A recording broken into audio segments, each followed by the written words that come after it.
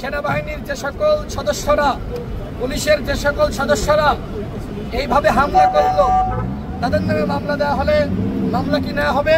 সেনাপ্রধানকে বলতে চাই, আপনি যদি এই ঘটনার দায় না নিতে চান তাহলে অবশ্যই আপনাকে সেনাবাহিনীর যে সকল দুষ্কৃতিকারীরা নুরুল হক নূরকে হত্যা চেষ্টা করেছে, রক্তাক্ত করেছে, তাদেরকে চাকরিচ্যুত করতে হবে।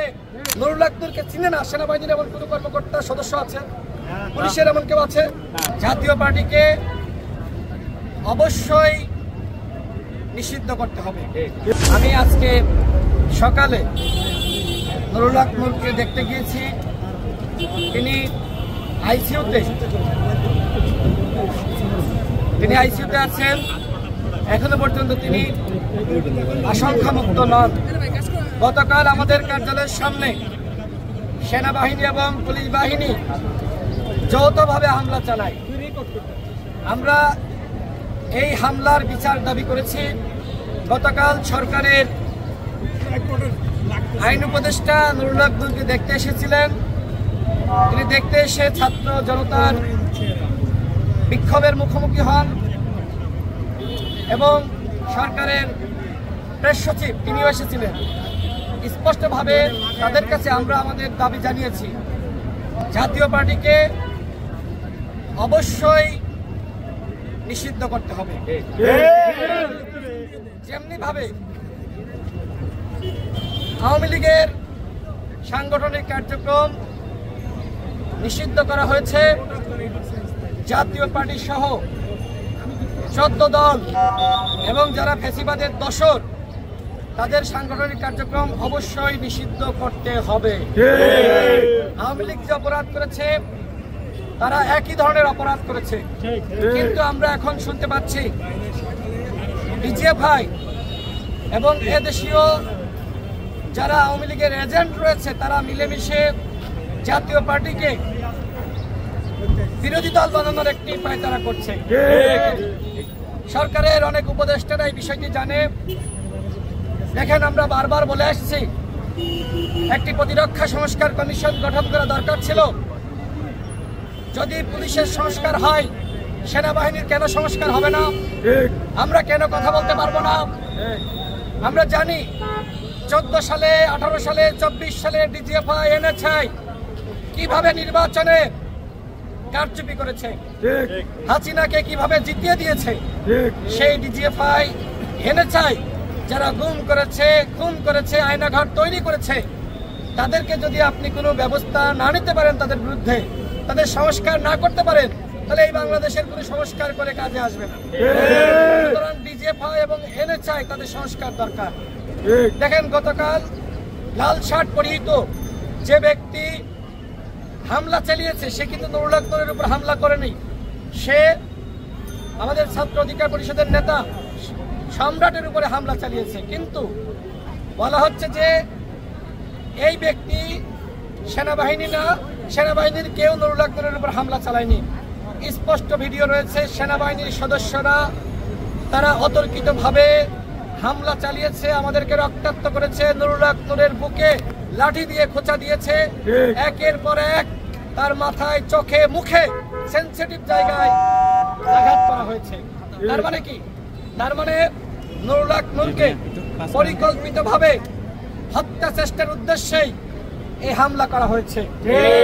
এখন আপনাদের কাছে আমার প্রশ্ন, সেনাবাহিনীর যে সকল সদস্যরা, পুলিশের যে সকল সদস্যরা এইভাবে হামলা করলো, তাদের নামে মামলা দেওয়া হলে মামলা কি নেওয়া হবে? গতকালই আমরা পুলিশের সাথে যোগাযোগ করি, মামলার বিষয়ে কথা বলি, কিন্তু সেনাবাহিনীর বিরুদ্ধে তারা মামলা নেবে না, সেটা আমি শতভাগ নিশ্চিত। তাহলে কি করতে হবে? সেনাপ্রধানকে বলতে চাই, আপনি যদি এই ঘটনার দায় না নিতে চান তাহলে অবশ্যই আপনাকে সেনাবাহিনীর যে সকল দুষ্কৃতিকারীরা নুরুল হক নূরকে হত্যা চেষ্টা করেছে, রক্তাক্ত করেছে, মাথা ফাটিয়েছে, চোখে আঘাত করেছে, নাক ফাটিয়ে দিয়েছে, বুকে বুট জুতা দিয়ে পালিয়েছে, তাদের বিরুদ্ধে ব্যবস্থা নিতে হবে। তাদেরকে চাকরিচ্যুত করতে হবে, তাদেরকে বহিষ্কার করতে হবে এবং সেনা আইনে তাদের বিরুদ্ধে যে ধরনের ব্যবস্থা নেওয়া দরকার সেই ব্যবস্থা নিতে হবে। যদি ব্যবস্থা না নেন তাহলে আমরা ধরে নিব সেনা প্রধান এই ঘটনার সাথে তিনি জড়িত। আর যদি তিনি জড়িত না হন তাহলে অবশ্যই ব্যবস্থা নিতে হবে। বল কিন্তু আপনার কোর্টে। ঠিক একইভাবে এই যে খোদা বক্স আমরা শুনতে পাচ্ছি যে এই ঘটনায় তার নির্দেশনা ছিল। তার নির্দেশনা না থাকলে সেনাবাহিনী, পুলিশ বাহিনী, টিভি যৌথভাবে এই হামলা চালাতে পারে না। আমাদের প্রধান উপদেষ্টার বিশেষ সহকারী, আমরা সরকারকে বলবো তদন্ত করুন। প্রধান উপদেষ্টাকে বলবো এই ঘটনার দায় আপনাকে নিতে হবে এবং এই দায় নিয়ে স্বরাষ্ট্র উপদেষ্টাকে বহিষ্কার করতে হবে। আমরা স্বরাষ্ট্র উপদেষ্টার পদত্যাগ দাবি করছি। তিনি যেহেতু বাংলাদেশের আইন শৃঙ্খলা পরিস্থিতি ঠিক করতে পারছেন না, সুতরাং এই দায় নিয়ে তার লজ্জা থাকলে পদত্যাগ করা উচিত। পুলিশের মধ্যে যারা আওয়ামী লীগের প্রেতাত্মা রয়েছে তাদেরকে অবশ্যই চাকরিচ্যুত করতে হবে। আমরা বারবার বলে আসছি এই যে সচিবালয়ে আওয়ামী লীগ, পুলিশে আওয়ামী লীগ, বিভিন্ন বাহিনীতে আওয়ামী লীগ, গোয়েন্দা সংস্থায় আওয়ামী লীগ, তাহলে 1 বছরে ডক্টর মোহাম্মদ ইউনূস তিনি কি করলেন? তিনি আওয়ামী লীগের পুনর্বাসন যারা করেছে সেই সকল উপদেষ্টারা সরকারের রাঘব বোয়াল তাদের বিরুদ্ধে কোনো ব্যবস্থা গ্রহণ করেছেন। তার মানে তাকেও এই পুনর্বাসনের দায় নিতে হবে। আমাদের স্পষ্ট কথা, এই ঘটনার অবশ্যই বিচার করতে হবে। নুরুল হক নূর আশঙ্কাজনক অবস্থায় রয়েছে। তাকে যদি এই ঢাকা মেডিকেলে চিকিৎসা দেওয়ার মাধ্যমে পরিপূর্ণ সুস্থ না করা যায়, সরকারের কাছে আহ্বান থাকবে তাকে বিদেশে নিয়ে উন্নত চিকিৎসার মাধ্যমে সুস্থ করার উদ্যোগ গ্রহণ করুন। অন্যথায় নুরুল হক নূরের কিছু হলে কোন উপদেষ্টা কিন্তু শান্তিতে ঘুমাতে পারবেন না। আমি বাংলাদেশের ফ্যাসিবাদ বিরোধী শক্তিকে এক এবং ঐক্যবদ্ধ থাকার আহ্বান জানাচ্ছি। গতকাল নুরুল হক নূরের মাধ্যমে শুরু হয়েছে, এরপরে বিএনপির শীর্ষ নেতৃত্ব, জামাতের শীর্ষ নেতৃত্ব, গণতন্ত্র মঞ্চের শীর্ষ নেতৃত্ব, ইসলামিক অন্যান্য দলের শীর্ষ নেতৃত্ব, আপনাদের পালা, এনসিপির নেতাদের পালা। সুতরাং যদি সবাই বাঁচতে চান, যেমনি ভাবে আওয়ামী লীগের বিরুদ্ধে এক হয়েছিলেন এখনো এখন, যদি আমরা এক থাকতে না পারি তাহলে আমাদেরকে একে একে সাইজ করা হবে।